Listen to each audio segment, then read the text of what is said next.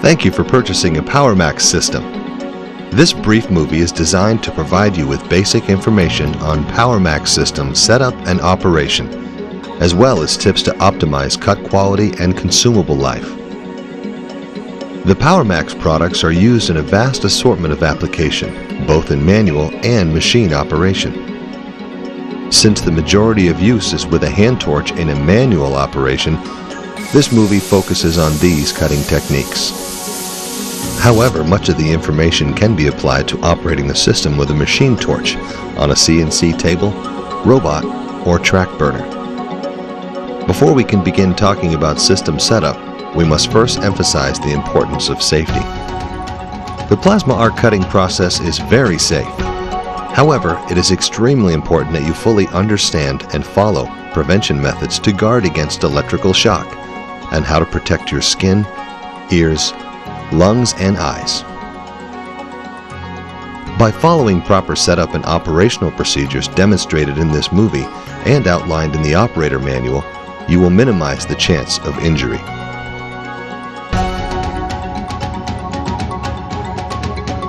In this section, we will cover consumable installation, power and air connections, system controls, and indicators. If later you have any questions relating to the proper setup of the system, refer to the operator's manual, the quick setup card, or the decals on the power supply. To check the proper installation of the torch consumables, unscrew the retaining cap to remove the parts within. Replace the parts by first inserting the swirl ring, followed by the electrode and nozzle. Screw the retaining cap on until hand tight.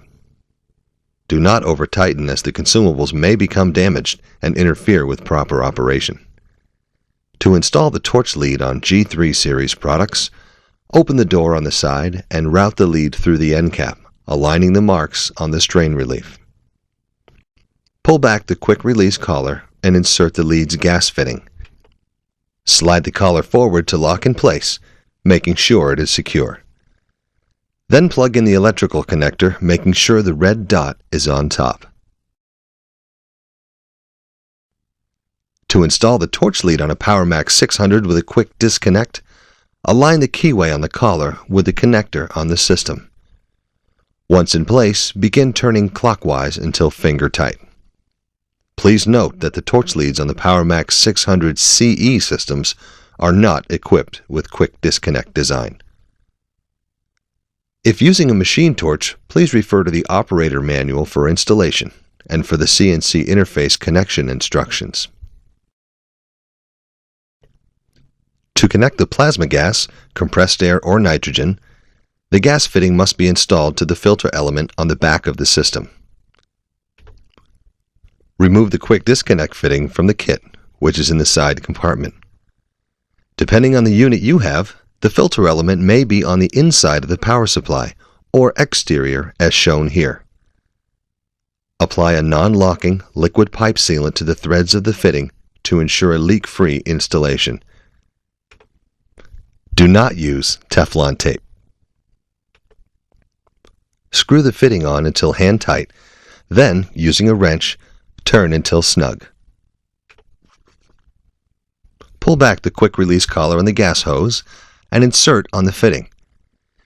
Air should be filtered to remove all dirt, water, and oil, as contaminants can damage the power supply, torch, and consumables. The minimum gas pressure is 90 psi or 6.2 bar and should not exceed 120 psi or 8.3 bar. Depending on the model you have purchased, a plug may already be attached to the power cord. If the installation of a plug is required, or the system is to be hardwired to a power source, the work must be done by a licensed electrician. For input voltage requirements, refer to the data plate on the back of the system or the operator manual. After the torch, gas, and power are properly connected, power on the system by turning the switch on the back of the system. The power lamp on the front of the system will illuminate. Depending on the lead length and whether you are cutting or gouging, you will need to identify the recommended gas pressure by referring to the decal on the system or the chart in the manual. Turn the current knob all the way to the left into the gas test position. Then pull the regulator knob to unlock. The regulator knob is on the top of the PowerMax 600 model and on the front of the G3 systems. Set the desired gas pressure, then push the regulator knob to lock. Finally, adjust the cutting current to the desired position. Both the power and OK lamps should be green. The other indicator lamps on the system are for a general fault, voltage, gas pressure, torch cap placement, and over temperature. When the green gas pressure light is on, the pressure is acceptable for torch operation. If yellow gas pressure lamp illuminates, the gas pressure is too high or too low. If the yellow torch cap lamp illuminates, then the retaining cap is loose or not installed. If the yellow temperature lamp illuminates, the system temperature has exceeded its operating limit.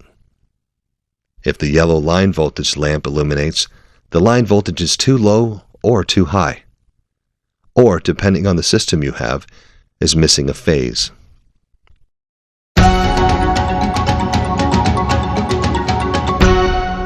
Before making your first cuts, attach the work clamp securely to the workpiece or the cutting table near the cut.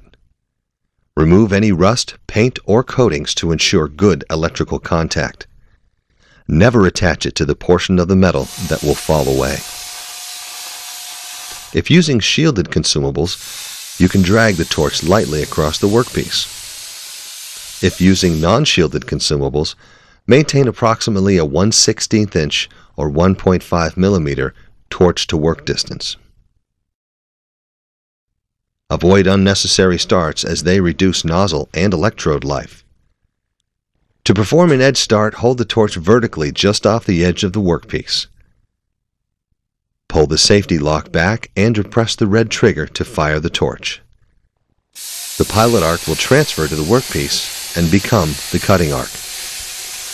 You may need to pause at the edge until the arc has completely cut through the workpiece, then proceed with the cut.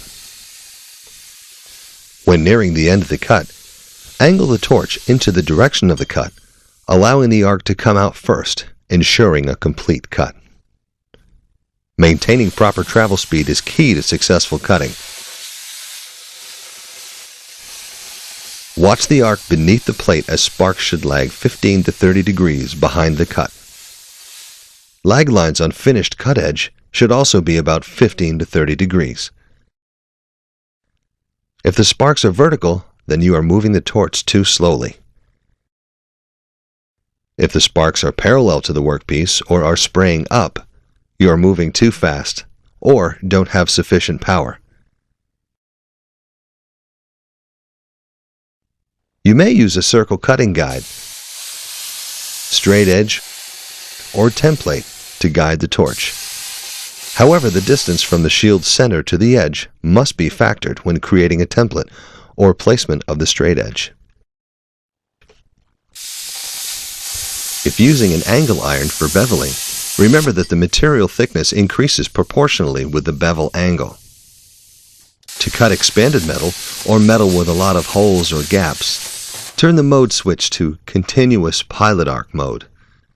This enables the system to automatically reinitiate the pilot arc. To cut, simply follow the same procedures as outlined for edge cutting. The piercing capability of a system is typically half of the maximum cut capacity.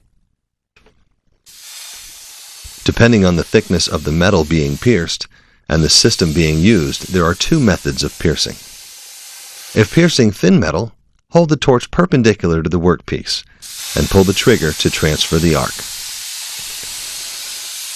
If piercing thick metal, hold the torch at an angle so that the nozzle is within 1/16 of an inch or 1.5 millimeters from the workpiece. Pull the trigger to transfer the arc, then slowly rotate it to an upright position. In both methods, when sparks are exiting from the bottom of the workpiece, you have pierced through the metal, and then you may proceed with the cut. To prolong the life of consumables, it is recommended that the second method be used to minimize damage to the consumables caused from molten metal blowback.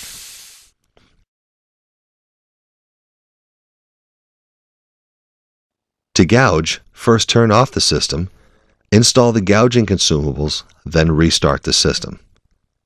If using a G3 system, turn the mode switch to gouge.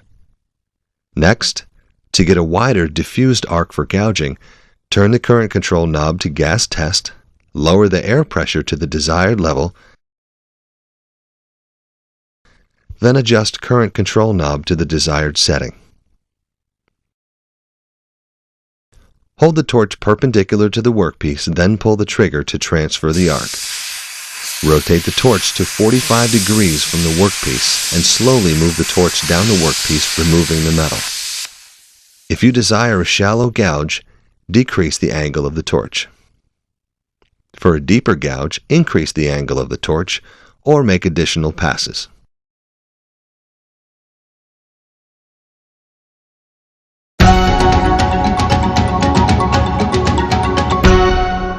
Cut quality and consumable life are often two very important factors when selecting a system. To ensure that the torch consumables last as long as they are designed to, and perform to manufacturer's specifications, follow the tips in this movie and refer to the supplied cut charts for proper setup. A number of factors determine how long consumables last: air quality, piercing technique, length of average cut, operator skill, material thickness, and material type all play a role. Reduced system performance and cut quality are often caused by poor air quality, so be sure to maintain clean, dry, oil-free air.